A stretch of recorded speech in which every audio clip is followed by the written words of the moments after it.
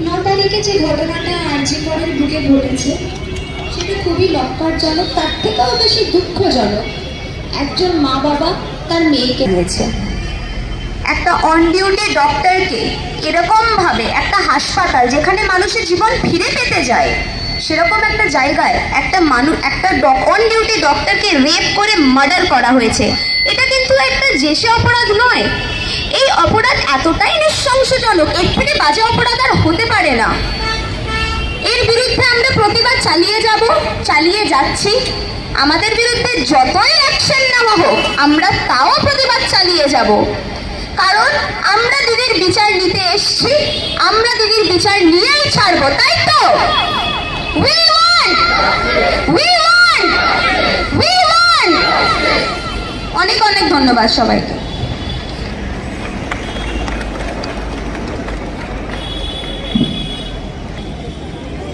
আরেকটা কথা সবাইকে জানাতে চাই, আমাদের কিন্তু হাসপাতালে পরিষেবা বন্ধ নেই।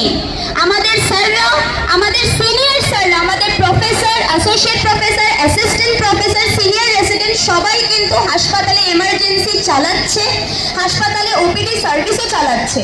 আমরা হসপিটালের under graduate student, post graduate trainee emergency service ব্যাহত হচ্ছে বা নন এমার্জেন্সি সার্ভিস ব্যাহত হচ্ছে, সেটা কিন্তু একদমই জেগে রাত্রে জেগে পরিষেবা দিচ্ছেন আপনাদেরকে, যাতে আমরা আমাদের আন্দোলন আরো তীব্র গতিতে চালাতে পারি।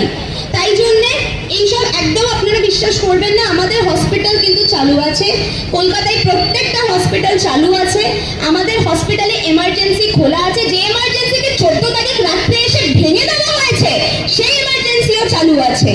আপনারা সবাই শরীর খারাপ করলে অবশ্যই হাসপাতালে আসুন, আপনারা কিন্তু পরিষেবা পাবেন। আমাদের প্রোটেস্টের জন্য আমাদের স্যাররা দাঁড়িয়ে আছে, সবাই পরিষেবা দেওয়ার জন্যই দাঁড়িয়ে আছে এবং প্রচন্ড ভালোভাবে পরিষেবা দিচ্ছে। আমরা চাই যে এই আন্দোলনটা জনগণের আন্দোলন হয়ে উঠুক, যেভাবে কাতারে কাতারে মানুষ রাস্তায় নেমে এসছে, যেভাবে কাতারে কাতারে সামর্থ্য দিয়ে রাস্তায় নেমে এসছে, আমাদের সাথে কাঁধে কাঁধ মিলিয়ে আন্দোলনে আছে। তার জন্য আমরা প্রচন্ড ধন্যবাদ আপনাদের সবাইকে।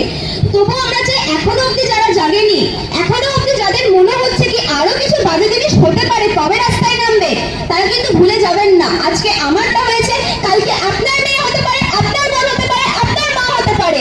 তাই জন্য সবাই আজকে রাস্তায় নেমে আসুন, সবাই আন্দোলনে যোগ দিন, সবাই এই প্রতিবাদটা তুলুন যে একটা মেয়েকে তার ঘরের ভেতরে ঢুকে ধর্ষণ করে খুন করা যায় না।